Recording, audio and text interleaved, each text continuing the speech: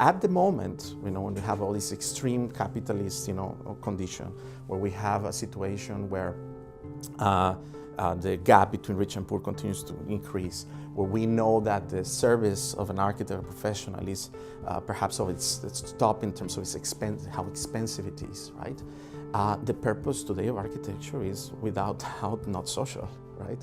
I would say that the practice is probably a bit narrowly construed in the sense of the architectural practice for decades has been focused on providing a service to clients and possibly working outside of the realm of the community discussions or expectations, or maybe some of the larger challenges, the big picture challenges in which they're operating. I think historically was not like that. So I think it's much more a kind of condition of today in which architecture has been deprived for this incredible power that it had to imagine a different society and actually to give shape to something that otherwise it remains as a discourse.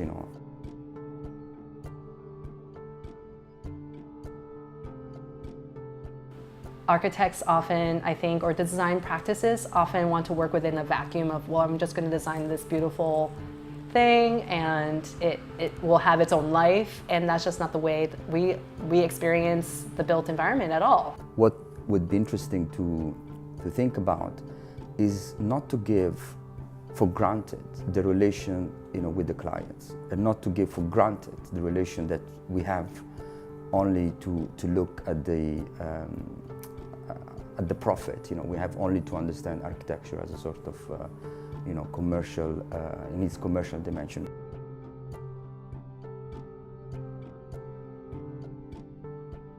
So I have a kind of bit of a problem with the term of social architecture, because all architecture is social in a way. People interact with the built environment every day. Most of the world is made by people rather than by architects. So I don't see whether or not architecture has or not a social purpose. Architecture is just a thing, right? And that thing, according to where it's corresponding, how it's being used, how it's being, changes its meaning. And I think now is the question has to do more of how we not only as architects are serving somehow the power, but also how we can imagine social and spatial transformations as a possibility to challenge power.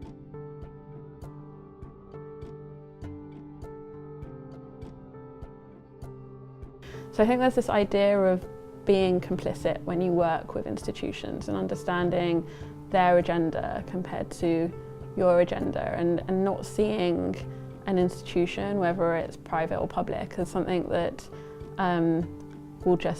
is bigger than you and so is there to support you, and you're lucky if you can engage them. They represent us and they represent the way the world is built, and so they're there to be challenged. I think this is the time to be doing those kinds of things, to be very creative, to challenge the formulas that exist. We should strive for a very different kind of discipline that many of us are trying to construct or reconstruct with all the questions.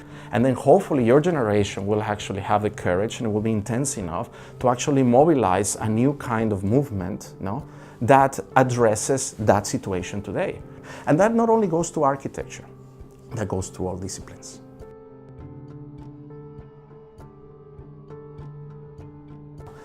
I say this because a lot of the work of cohabitation strategies, if not all, has focused on what we have discussed since we started, on this issue of transdisciplinarity. Now, transdisciplinarity for us is not multidisciplinarity or is not interdisciplinarity. I want to stress this very well, okay? Transdisciplinarity for us is when a discipline disappears and blurs itself in many others. I think it's also important that we are able to recognize that there are other knowledges that have been marginalized. They are not even, in some cases, considered knowledge. That actually is a way for us to re-energize our profession. You know, there's no point worrying about this, you just got to get out there and do something, and I think that's what you see amongst kind of architecture collectives that are emerging. This form of like working together as a more kind of horizontal practice is about being able to kind of reach out and just start doing things on a local scale. The Gale practice and Institute have worked together on quite a few pilot projects. Those projects often they could just go away and we could just do, you know, a water feature here, a pop-up here, whatever.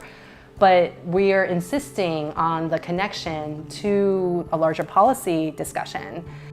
It's like, well, it's like the butterfly effect, right? It's like you do one small thing and then later you've got like a kind of industrial park and you're like, how did this happen? So I think it's more about a scale of thinking than a physical reality.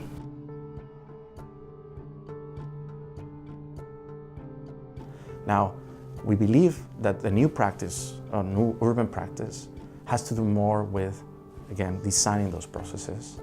And we are at the verge of, I guess it will take many generations, of inscribing what this new kind of practice is needed if we really want to respond to these enormous disparities that are around.